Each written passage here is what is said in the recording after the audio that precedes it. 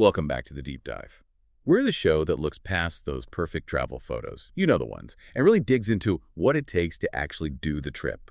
We give you the blueprint, the real details, so you can turn that dream vacation into something that actually happens without the usual headaches. And today, oh boy, we are tackling a big one. Palawan, in the Philippines. It gets called the world's best island all the time.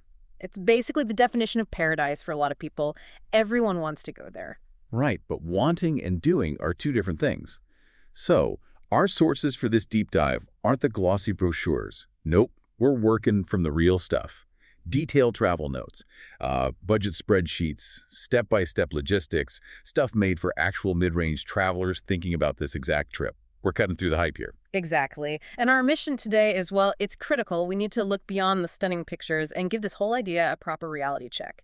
We're going to map out the travel involved, which is more complicated than you might think. We'll crunch the actual numbers, no hidden costs. And then we get to the tough question. Is it worth it? Does this incredible natural beauty justify what's clearly a pretty significant investment of, well, time, money, and maybe even patience? Getting this info up front before you book anything, that's like your insurance policy. Seriously, it stops you from getting overwhelmed halfway through planning, or worse, getting there and realizing, oh, this is way harder or more expensive than I thought. We want you to avoid that uh-oh moment. The moment when your flight's delayed, the ferry might be choppy, and you're still hours away from that perfect beach. Preparation is key. So let's start with the dream itself. Why Palawan? What's the big draw that creates all this buzz? Okay, let's unpack that dream. What makes Palawan Palawan? Well, visually, it's just, wow, it's unlike almost anywhere else. The landscape is incredibly dramatic. Right away. Yeah, you see the pictures and the colors almost look fake, don't they? Yeah. That blue water, those cliffs. Tell us about that landscape of legend. What are the key things people are seeing? It really starts with the geology. These massive limestone karsts, they're not just hills, they're these huge, ancient rock formations just jutting straight up out of the sea.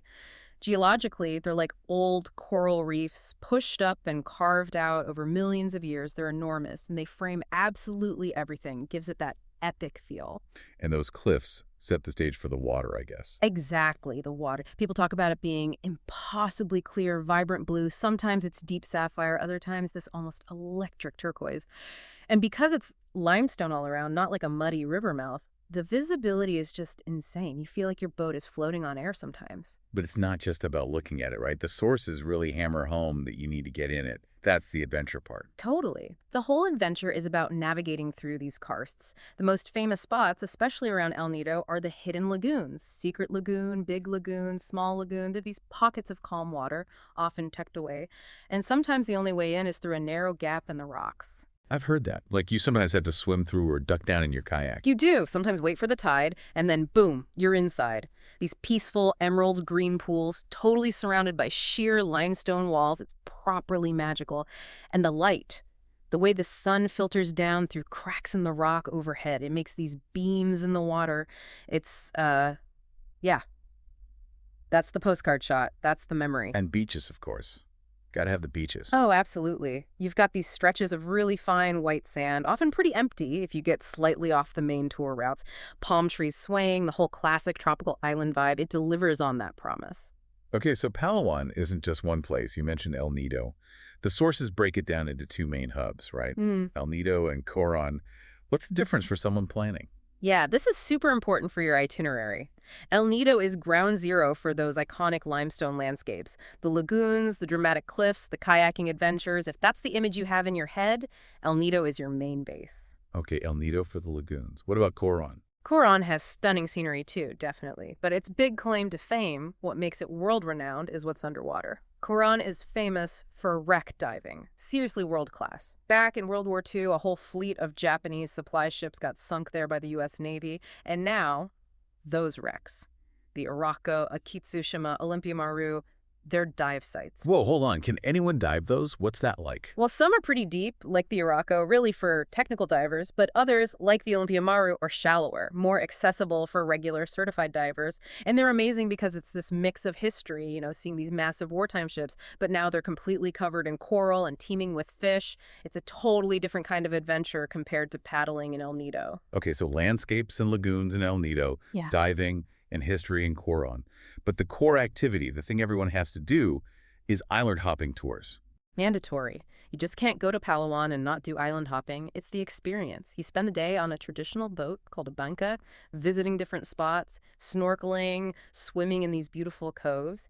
And usually the crew grills up fresh fish and seafood for lunch right there on the boat or on some secluded beach. It's fantastic. Sounds pretty amazing. Mm-hmm. And when you're not on the boat, what's the vibe like in the towns? Is it all fancy resorts? Nah, not really. It's much more laid back, rustic, adventurous feel. El Nido town itself is described as charmingly chaotic. It's busy, buzzing, especially at night. Lots of little bars right on the beach, street food everywhere, cheap and usually really good.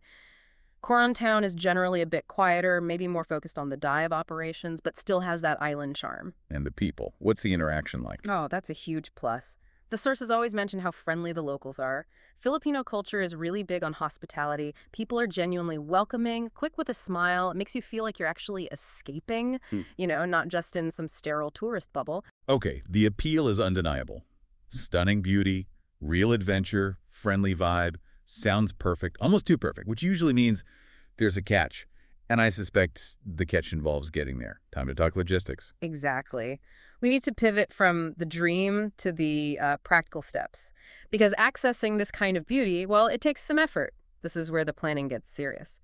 Right, let's talk about the actual mechanics of travel, because this is hurdle number one, financially and honestly mentally too. For most people flying internationally, say, from Europe, North America, even other parts of Asia, you can't just fly straight into Palawan. Okay, so step one is getting to the Philippines itself. Yeah. Manila or Cebu, probably. Precisely. You have to fly into a major hub first.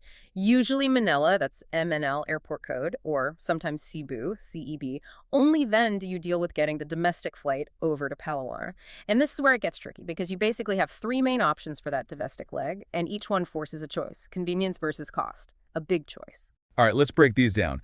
This sounds like a critical decision point for budget and time. Option one, the expensive but easy way. Option one is flying directly into El Nido's own little airport, WWII Airport. The code is ENI. This route is pretty much dominated by one airline, AirSwift. And this is peak convenience. You land, grab your bag, hop in a tricycle that's like a motorbike with a sidecar, and maybe 15 minutes later, you're right in El Nido town. Super simple. Sounds great. So why is it a barrier? Just the price? Just the price, but it's a big price difference.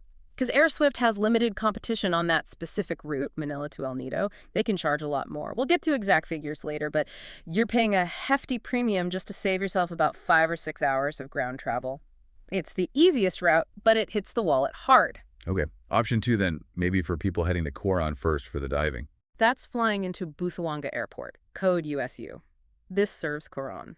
Flights here are usually a bit cheaper than going directly to El Nido's ENI, but it's not right in town. When you land at USU, you've then got a mandatory minivan transfer waiting. It takes about 30, maybe 45 minutes to get to Coron town proper. It's organized, usually straightforward, but it's another step, another small cost. Right. And option three, this is the one that forces the big time versus money decision. Flying into the capital, Puerto Princesa. PPS. This is the classic budget route. Flights into Puerto Princesa, PPS, are way cheaper. Yeah. And there are more of them because all the major Filipino budget airlines fly there. This is where you can save maybe, say, $150 compared to flying direct to El Nido. Okay, saving $150 sounds good, but what's the catch? You hinted at it earlier, a long ground transfer. A long ground transfer. From Puerto Princesa Airport, you then have to get a minivan to El Nido, and that ride is 5 to 6 hours, minimum. Oof, 5 to 6 hours. Yeah. After potentially a long international flight and another domestic one, what's that ride like? Is it comfortable? Comfortable might be generous. These are usually shared minivans, often packed pretty tight. The roads are getting better, but they can still be winding, definitely bumpy in sections. They stop along the way, too. It requires patience. A strong stomach, maybe, if you get carsick easily. You save cash, definitely, but you pay for it in time, comfort, and honestly, just being exhausted by the time you finally arrive in El Nido. It turns travel day into a very, very long day. That really puts that expensive AirSwift flight into perspective, doesn't it? Yeah. That extra $150 or $200 isn't just for the flight. It's buying back half a day of your vacation and skipping that van ride. That's exactly the trade-off. And it doesn't stop there. If you want to see both El Nido and Coron, which many people do, you need to connect between them. And that means getting on a boat, right? Yep. There are fast ferries that run between El Nido and Coron. The journey itself is about 3 to 4 hours. Sounds okay, but here's the warning from the sources. If the weather isn't calm, that ferry ride can get very choppy, like really rough. Being prepared for seasickness is a good idea. Plus, they only run once or maybe twice a day, so if you miss it, or if it gets canceled due to weather, your whole plan for the day is shot. Okay, so summing up the logistics. Getting to Palawan, especially if you hit both main spots, involves multiple flights international, then domestic, maybe that super long van ride, potentially a choppy ferry, and then local transport like tricycles. It's not straightforward. Not at all. It's a multi-stage process. You have to kind of accept that the journey is part of the adventure. You don't just land and instantly relax. You got to navigate different airports, haggle for tricycles, endure the transfers. You definitely earn that beach view. Yeah, you earn it, which usually costs money. Now that we know the time and effort, let's talk dollars and cents, or rather pesos and dollars. Okay, let's get down to the brass tacks money. We need a clear baseline here. We're talking about a mid-range traveler. So not backpacker hostels, but not luxury resorts either. Someone looking for a comfortable private room, air conditioning, decent food. Let's say for a solid 7-day trip, maybe flying in from a nearby hub like Singapore or Bangkok to keep the international flight cost reasonable. That's it. Mid-range, 7 days, starting point somewhere in Asia. Let's break it down, item by item. International flight first getting to Manila or Cebu. Okay, booking in advance from a regional hub, you're probably looking at somewhere between $250 and $400 US return. Let's budget a realistic $350 USD for that main international leg. Okay, $350 to get into the Philippines. Now the big one we flagged, the domestic flights within the Philippines to Palawan. Let's price the convenient option, flying directly into El Nido, ENI, to skip that long van ride. Right, for that convenience, flying Manila to El Nido, return on AirSwift, you need to budget around $300 USD. Wow, okay, pause there. 300 US dollars. For a domestic flight within Southeast Asia, that seems really high compared to flying within, say, Thailand or Vietnam. It is really high. That's a crucial point. You can fly Bangkok to Chiang Mai return for, what, $50 sometimes? Maybe $100. So yeah, $300 for that convenient Palawan hop is easily 3, maybe even 6 times more expensive than comparable domestic flights elsewhere in the region. That limited competition on the direct El Nido route really inflates the entry cost for the whole trip. Okay, that explains a lot about why the total cost might seem high. Next up, accommodation, 7 nights, mid-range AC, comfortable. Yeah, here the cost is actually pretty reasonable. Our sources suggest a good mid-range guest house or hotel averages around $55 USD per night. So for 7 nights, that's $385 USD. Hold on, only $55 a night. That's quite affordable. So if accommodation is cheap, but the total cheap cost is high, it really highlights that you're paying a massive premium just for access, mainly through those flights, right? That's exactly the dynamic. You're paying a steep entry fee via the flights to get to a place where the day-to-day costs, like lodging and food, are actually quite budget-friendly for the quality you get. It skews the whole value perception. Makes sense. Okay, what about the main reason you go? The island hopping tours. Let's budget for doing, say, 3 different tours to see the highlights. The tours themselves are great value. Typically, tours A, B, C, or D cost between 1,200 and 1,400 Philippine pesos. That translates to only about $20 to $25 USD per person per day. And that includes the boat, the crew, often a really nice grilled lunch. Fantastic value. $25 for a full day out like that is amazing. And there's that environmental fee too, right? The ETDF? Yep, the Ecotourism Development Fund fee. It's a one-time payment usually when you take your first tour. It's 200 pesos, which is only about $4 USD. And it's important that money genuinely goes towards protecting the place. Waste management, keeping the lagoons clean, paying park rangers. It's a small price for sustainability. So 3 tours at $25 each is $75, plus the $4 fee. Let's call it $79 USD total for the core activities. Still very reasonable once you're there. Definitely. Next, food and drinks for the week. We're budgeting comfortably, mixing it up. Some cheap, delicious street food, maybe $2 to $5 a meal. Some meals at mid-range restaurants, say $8 to $15. Let's say 50 US dollars a day should cover food, water, maybe a couple of local San Miguel beers in the evening. Sounds about right. For 7 days, that comes to $315 USD. Okay, local transport. Getting around town in tricycles, maybe renting a scooter for a day trip to Napan Beach or something. Yeah, tricycles are cheap for short hops. Maybe factor in a scooter rental or hiring a tricycle for a longer trip. Let's budget $50 USD total for the week for local transport. Should be plenty. And lastly, if someone is doing both El Nido and Coron, They need that ferry ticket. Right, the fast ferry. It's about 1,300 to 1,500 pesos each way. So for the round trip between the two, you need to budget another $60 USD or so. Okay, let's tally this all up. Mid-range, 7 days, flying direct to El Nido, doing 3 tours, eating well, local transport, plus the ferry if doing both islands. What's the grand total look like? Okay, let's add it. International flight, $350, plus domestic flight, $300, plus accommodation, $385, plus tours fees, $79, plus food drink, $315, plus local transport, $50, plus ferry, $60. That brings us to approximately 1,539 gore USD for one person for 1 week. Wow, $1,500. That's the reality check, isn't it? It confirms Palawan isn't a super cheap Southeast Asian getaway.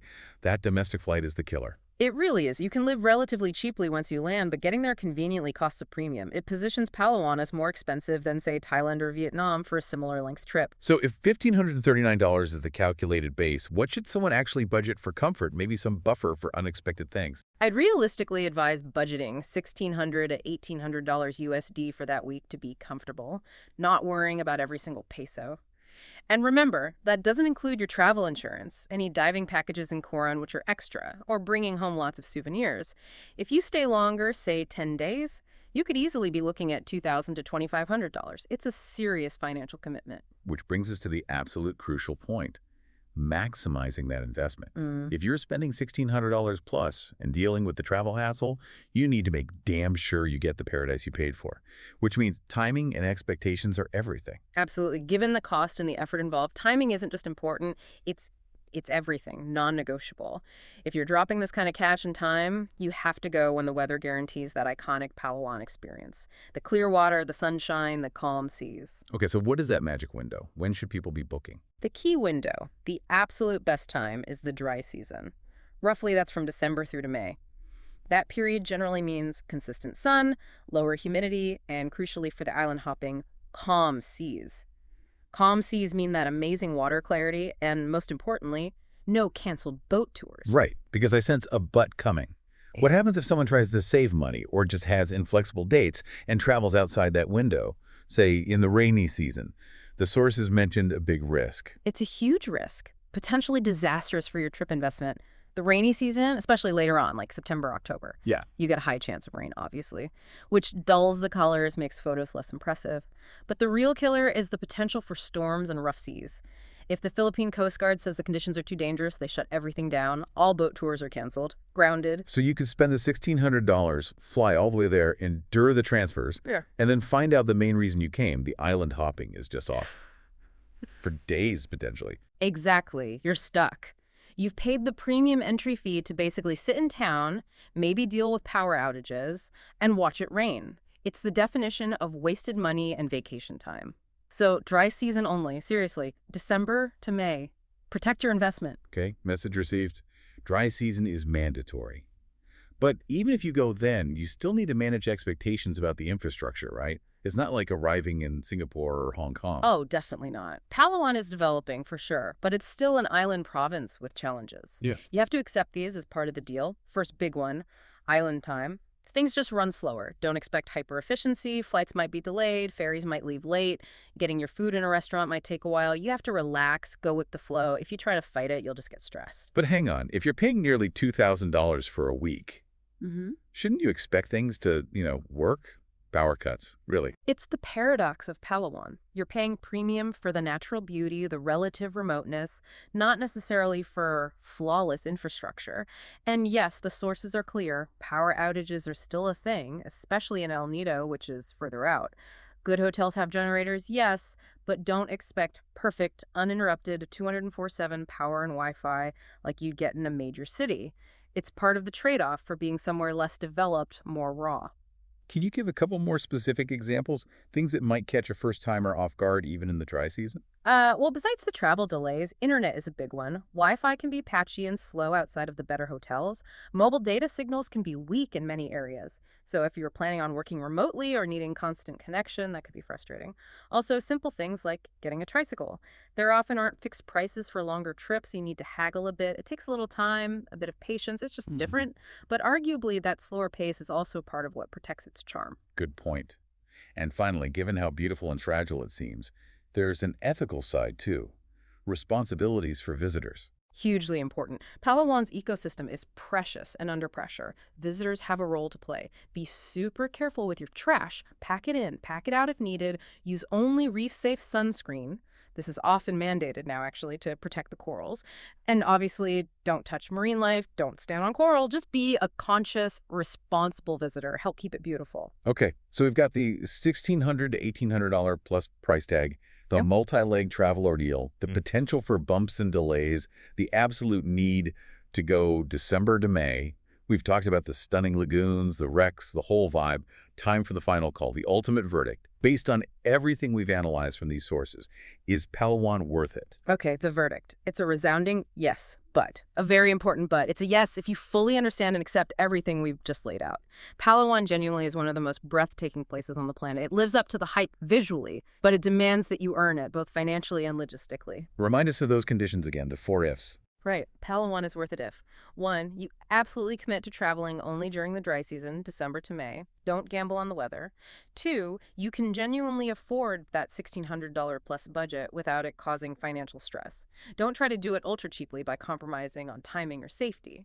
3. You are mentally prepared for the journey, the multiple flights, the potential delays, the van or ferry rides. You need patience. And 4, your absolute top priority is that unique, unparalleled natural beauty and marine adventure, and you're willing to accept the slightly rustic infrastructure as the trade-off for accessing it. It sounds less like just booking a holiday and more like planning an expedition almost. Yeah. A high-cost, high-reward expedition. That's a really good way to put it. The cost is significant, yes. The logistics require effort, but the payoff, the actual memory of kayaking into a silent lagoon or snorkeling over a vibrant reef near a WWII wreck, or just that feeling on the boat with the sun and the sea, that payoff is an investment in something truly unforgettable.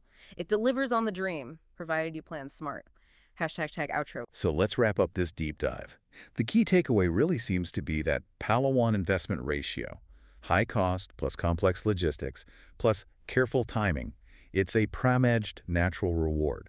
You're essentially paying a premium access fee for something unique. Exactly. You have to respect the destination, both financially and in terms of planning. Cutting corners, especially on the timing, is just asking for disappointment. Budget for it, plan for the travel days, go in the dry season, and you'll likely have an incredible time. And here's a final thought to leave you with. We talked a lot about the challenges, the infrastructure, the island time, the difficulty getting there compared to other places. But maybe, just maybe, those very things that make it challenging are also what's protecting it. Could it be that the slightly difficult access, the less than perfect development, is exactly what stops Palawan from being completely overwhelmed by mass tourism, preserving that raw, incredible beauty for those willing to make the effort? That's a fascinating point. The friction is a filter, isn't it? The day that flight to El Nido costs $50 is the day the whole experience changes, probably forever. Maybe the hassle is a necessary evil to keep it special. Something to think about. We hope this detailed breakdown helps you plan your own Palawan adventure. Use these numbers, mark December to May on your calendar, set those expectations realistically, and go prepared. Happy planning! Hope your flights are smooth, your seas are calm, and those lagoons take your breath away. We'll catch you next time for another deep dive, helping you travel smarter.